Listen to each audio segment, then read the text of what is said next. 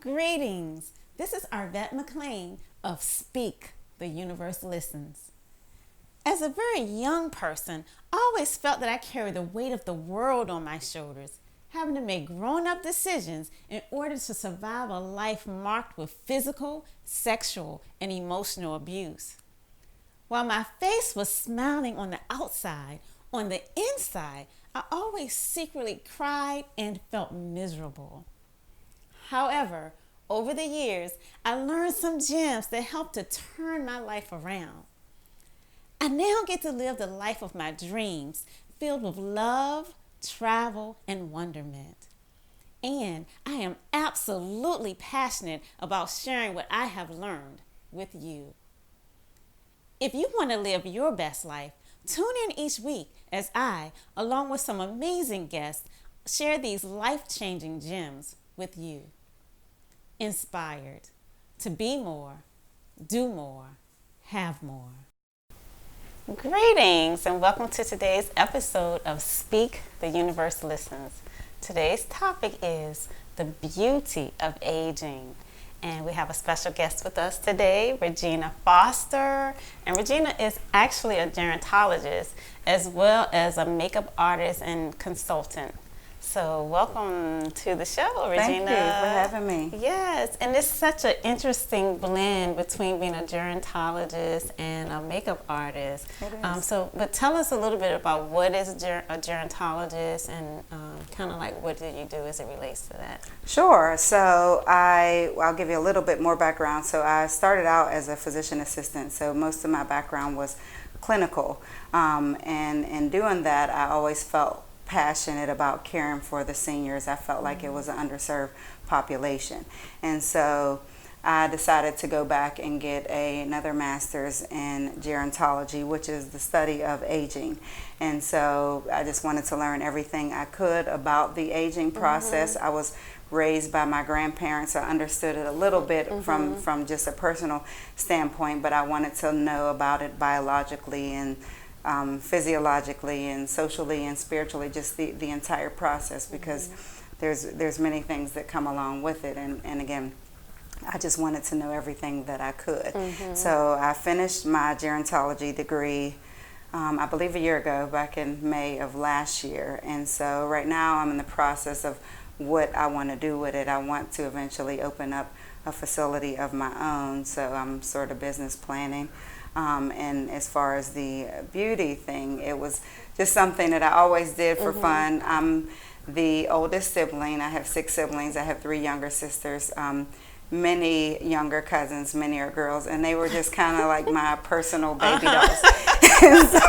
And I also have a little girl, and so she's like really my personal baby doll. And so everything I did, they were practice for me. So I learned how to do hair and makeup and dress them up and everything, and so it was just always something I did fun. And I remember you and I talking a while back about, when it's something that interests you, you just take a class on it. And so I would follow on social media many of the makeup artists, and one of my favorite makeup artists, I just looked to see when she was offering a class. She was offering a class all the way in LA. My husband was so annoyed with me because I'm always doing stuff like this spontaneously. And so I'm like, look, this lady that I love, her name is Priscilla Ono. She's actually who does Rihanna's makeup and all those Fenty Beauty campaigns. And I was like, I'm taking her class. So I flew all the way out to LA, took a makeup class, learned how to do it, really do it. Like I said, I would always just do it. Didn't know if I was doing it right. I just put it on. And so took her class, and then decided, I have enough knowledge to at least start doing people. Started out with my friends. We all start with our friends, right? Started out with my friends and started doing them for events, and then they started referring their friends and then other people. So now I'm just doing whoever asks. That, as well as styling and stuff too, which is just something that I've always just liked just for fun. Yeah, oh, that's so awesome. Yeah. So I know you have this special place in your heart for people. What would be the correct term to use? Should I say elderly people or older people? I would just say older. Older people. So I know you have a special place in your heart for older people. I do. So, and that's born from being raised by my grandparents, yes. right? And so Even more so over the years, my grandmother we slowly started to see changes with her and her cognitive abilities, and so eventually she was diagnosed with dementia, likely Alzheimer's. Alzheimer's is the most common form of dementia, but there's many different forms. It's not really diagnosed until after death, like truly diagnosed Alzheimer's. The brain changes, but there's other disease progressions that present similar, but based on her age and everything, they just assumed that it was Alzheimer's. So she's 90 years old, beautiful, has always been beautiful, and so when she started presenting with these symptoms, and we realized that she couldn't live alone anymore, so she's home with my parents who are caring for her. When I started to see her decline was when I started to see that she was like throwing stuff on. And this wasn't my grandmother because, like I said, she was like a fashionista, beauty, into all of her things. And so it was like, whoa, why do you have on flats? We don't wear flats. You know? And so, or something that may not have matched. And I'm like, oh, what's happening here? You know? And so then once she got to where my parents were caring for her, she would still ask questions like, where are my clothes? You know, because and I believe the space that she had, because now she's just in a room where she had her whole home, where she had many closets in her home, and so they accommodated what they could, and they didn't bring everything. They brought what they could fit in the closet or in the space that they provided for her, because at that time my younger siblings were still in the house as well. And so she would ask things like, you know, where are my clothes? Or I need you to go and get, you know, this, or I need you to go and get my clothes for me. And so initially, and at this time, I wasn't a gerontologist, or I hadn't had the background, and neither are my parents. And so we would just say things like, oh, Mom, I mean, what do you need it for? You know, where are you going? You know, why do you need those things? And so now that I am studying it and have learned so many things about the process, I feel really guilty that our response was that, because I think that we had an attitude, again, you know, you're not going anywhere, why do you want to look this certain way? And so then it just clicked to me, that's who she's always been. You know, she's always been beautiful, and she's always cared about her appearance. And so just because she, you know, may not have the cognitive ability to cook, or remember to turn the stove off, or remember where she's going when she's driving, it doesn't mean that she doesn't want to be attractive, and whether she's leaving the house or not. That's that's who she's always been. And so it just made me think, like, you know, well, if my grandmother has always been that way, certainly others are. I think that in society we paint this picture that being attractive is only related to being youthful. And so, you know, everything that we publicize as far as beauty is, you know, anti-aging and youthfulness. And so when we reach a certain age, we get to the point where we're starting to fear those things that come with aging. We're fearing the wrinkles that we're starting to see. We're fearing the gray hairs that we're starting to see. Our body is changing. We may not be as sharp in our thinking, and it's frightening. And it's because there's nothing nice almost said about the aging process, you know.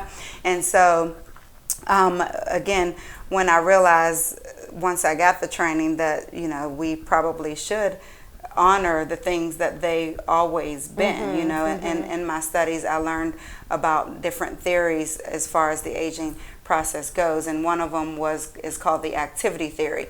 And the activity theory simply states that as long as we stay active in the things that we once loved, that it may not necessarily extend our lifespan, but it will help with the quality of life, you know. And so, you know, a lot of times caregivers, they are, or we are thrown into that role, not necessarily because we want to be in that role. And so it's very difficult when it wasn't a role that you signed up for, you know, whether it was your spouse or whether it was your mom or dad or whatever loved one that you're caring for, you're thrown into that role. And when you do that, sometimes you just have this checklist. I need to do this for them. I need to do that for them. I need to do that for them. And those are all important things, but we often forget who they were. Right. And who they were is actually who they still are. Exactly. They may just not remember so many things. And so, like I said, because I like everything beauty as well, again, learned this from my grandmother, I wanted to incorporate or figure out ways that I can mix both passions of caring for older adults as well as doing things that make them beautiful. And so I've started a initiative. I kind of sent cold call letters, and I'm still getting some responses back to the assisted living facilities and the adult day facilities. I started in Chesterfield. I'm moving in to Richmond and Henrico, just this entire area, and offering my services to those that they're caring for, just to say, hey, if you're because many of them take them out on outings and things, and so they have their religious services. But if you just want me to come in, I'll stay for the day, do a pick me up, do their face, dress them up, make them look pretty, because it doesn't matter what age you are. Women, we just like to feel attractive. It doesn't matter, Sure. And so that's kind of where I am right now. That is so beautiful. Yeah, thank you. Yeah, I actually have a friend who, he really isn't a caretaker by trade. Okay. But he's just started going around to older people's homes and asking them, like, what is it that you used to do? What did you used to love? And so he found out that over time, like when he would go, he could actually bring people almost like back to life, people who had just kind of given up and they're not doing much of anything at all. And then he's like, well, what did you used to do? And then by taking them to do those activities, they just have a whole new life. Yeah, light up. Quality of life. And so it's almost like their loved ones are like, what happened? Like, this is a new person. Where did that come from? Yeah. And then I also read about a study where they put older people into a home where it's like 20, 30 years ago, right? Okay. So everything in the house represents things that were happening 20, 30 years ago. So it's the only pictures are pictures of them 20, 30 years ago, and their families 20, 30 years, whatever TV shows were going on at that time. Yeah. So it's like they go into this facility and literally it feels like where they were. Right. Yeah. And so at the end of this study, they have regained their bone density, walking upright, like everything, all of those health markers had changed as a result of them just feeling like where they were. Yeah. And of course, with dementia and most types of dementia, the long-term memory is the last one to go. So it's those things that, where did I leave my keys, or where do I turn, or what did I come in this room for? Those go quicker. But, many people, even advanced stages, remember what they did when they were children. And so there's been studies, particularly with music, where, you may sing a song that was, this little light of mine or something that, we all learned that in church school. And so you'll sing it with them, and they may not even be able to speak, but they can still sing, and they sing that song. Or, some people that have lost their ability to walk can still dance. And even if they're dancing from a wheelchair, that doesn't go away. It's amazing. And what are some differences? Because you say that there's obviously, so Alzheimer's is a form of dementia. Alzheimer's is the most common. Okay. But there are other forms. There are many. So dementia is a symptom. But there are many medical conditions, hundreds, where people will develop dementia. Dementia is simply where you lose your cognitive ability, where the memory is impaired and it progresses over time. And that's strictly what dementia is. But, Parkinson's has a form of dementia. Like I said, Alzheimer's, vascular dementia, which is more associated with those that have had some sort of vascular insult. So like someone that has had a stroke in the past, or a heart attack or something, they have had some loss of oxygen to those vessels, and then later on down the line they may start to form dementia. That's not Alzheimer's. That would be vascular dementia. So there's many different forms. Alzheimer's is the most common, most common with older adults. But there are some people that present with early stages of Alzheimer's, and that's probably most frightening because it was so unexpected. I think that sometimes we sort of assume that when people get older that they're going to get it, and there's a large percentage of people over 85 that will get it. But you know, when you're 50 and when you're 60, it's not taken so well. Yeah. So Alzheimer's would be what's happening there. So with all of them, the brain is starting to deteriorate. And so, I mean, this is a whole clinical class to go into each different form of dementia. And so with most of them, there's some deterioration of the brain. With Alzheimer, your brain is shrinking and all your memory centers are sort of fading. Okay. Because I've been hearing about studies where they're saying that wild blueberries can assist with Alzheimer's. Really? Okay. Yeah, so kind of like reverse it. And I think you know, of course, every study has a different theory as to why it's working. But the one that I like. Yeah, right, exactly. The natural stuff, right? Yeah, and so they were basically saying that one of the causes of Alzheimer's is that we take in so many toxins in our body just by living. We take in all kinds of toxins. And so a lot of it forms in our brains. And that wild blueberries is one of the few things that can permeate the brain barrier and help to clear those toxins out of the brain. And so that's one of the theories as to why wild blueberries. Heard of that. I would love to read that study. Yeah.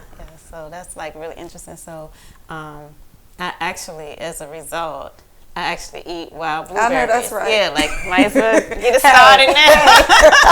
If it's going to right, exactly. Yeah, I may get me some tonight. Yeah, so that's wild blueberries. The not wild just, ones. Okay. Yeah, not just not regular. farm grown. Just make sure that on the package it says wow. Okay. It's a I guess takes it to a whole nother level. Okay. They say that just regular blueberries does not cut it. It's not it. Okay. Right. And that you can get wild blueberries in the grocery store in the frozen food section. I've used them in my smoothies. Yeah. But even if you can't find them there, you can still get the powdered version, like online, and that works just as well. But it has to be wild blueberries. Yeah. Okay. All right. Well, like I said, I'm going to read that, find that study, and I'm going to get me some. Yes. So one of the things you were talking about is the whole ideal of ageism and how we typically focus on trying to not age. Right. So you have any more comments on that? Yeah, I do. And like I said, I think that it's in everything that we watch. It's on the radio, it's on the commercials, it's on billboards. And so we, in the beauty industry, and I don't want to pick on the beauty industry because it's probably every industry. It's the medical industry. You know, everyone glorifies youthfulness, and everybody is trying to come up with this serum that's going to stop the aging process, and these anti-aging creams, which isn't a thing, by the way. If you want to say that your serum is going to tighten the skin, then just say that. Just say that, you know, this serum tightens the skin, but to stop the aging process, there's nothing that does that. We're aging from the moment that we're born, you know, regardless of how rapidly it's occurring. It occurs differently for different people, but we are all aging. And so, like I said, I just think that if we put so much focus on remaining youthful, then once we get to this point, and I'm certainly not youthful, but I'm totally comfortable where I am, you know, and when we get to this point, if we fear it, then there's a whole lot of stress that comes along with fearing anything. As you know, we all know that fear is just a negative feeling in our body. And so if we embrace it, then I think that, you know, when you start to see those things that come with aging, it's going to be fine. You know, and if everything I see says, you know, anti-aging, then why would I rejoice being here? You know? Yeah, that's an interesting take. Yes, I like that.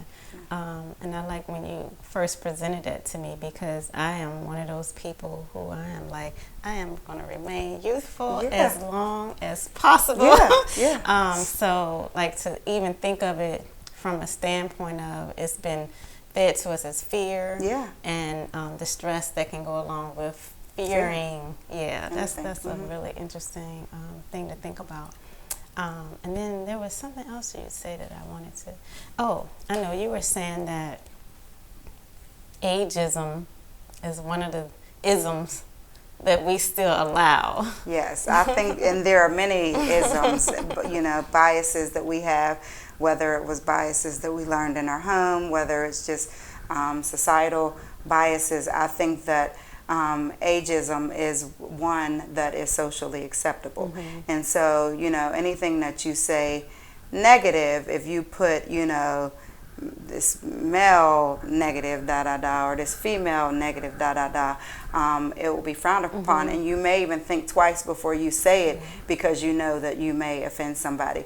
But there are so many subliminals everywhere about aging that is negative, and people even make fun of it. So I saw a video recently, you probably saw it, it was going around the internet since last year, and there's this older gentleman, not sure how old he was, but it was an older gentleman, and it looked like they may have been in a facility, and it was an older lady too, and they were making out, which that doesn't go away either. That sensation, that feeling, we all have it.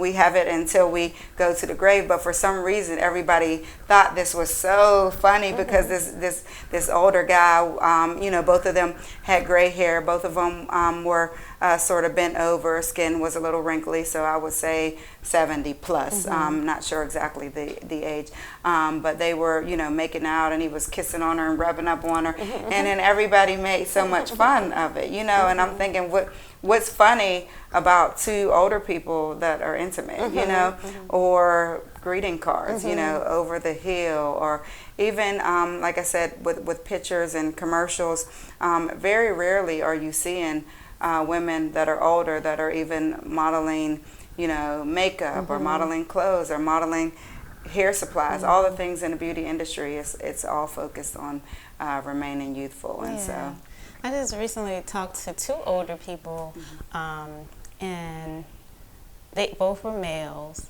one of whom had lived his life being a male that everyone took seriously. But now that he's older, like if he goes to the doctor and is trying to explain to them his issue, they can't hear it. They're basically like, no, you're old, and so this is what is going on. Which isn't always the case, right? So, and old is not synonymous to frail. Right. I mean, I just think that we just have this misconception, that just because you're older, that it means that you're frail and that you're weak and you can't do that. I know you're a marathoner. I've run races, and I see people way older than me that are way in front of me, and it's because they kept it up. I think that frailty comes from lack of movement, and so if we stop moving, we'll all get frail. But a 5-year-old that's not moving will get frail, or you've seen people that have had a spinal cord injury, and they may be really buff up here because they're still able to move their upper extremities, and their legs are so skinny because they're not moving them. And that's any age, that has nothing to do with age. It's because they're not moving. And then I think a lot of times people, once they retire, it's like they go downhill very quickly. But it's because they're not doing anything or doing things that they love or anything active. So it's kind of like, okay, I'm not working anymore. Now what? But I think it's just so important that they find things that they love, and maybe even have a second career if work is what motivates them. But of course. And then, are you familiar with the television show that came out? It was a sitcom, came out years ago, called The Golden Girls? Yes, of course. I think that really changed our ideas about aging. That was a very good show. So, I am so thrilled about what you're doing with the beauty industry as far as working with older adults. Thank you. So if you want to tell people how they can reach you, That would be great. Yeah, sure. So I am on Instagram and Facebook, Jinx Beauty, Ginx. Okay. First word, second word is beauty. They can find me, or they can find me under my name, Regina Foster, as well. Mm-hmm. And just inbox me, and I would love to come out and share my services with anyone that's interested in having me. Awesome. Well, thank you so much for joining us Sure. today. Thanks for having me. All right. Look forward to talking to you soon. Absolutely. All right. Till next time. So this is Arvat. Until next time, we've had our lovely Regina Foster join us, and see you next week.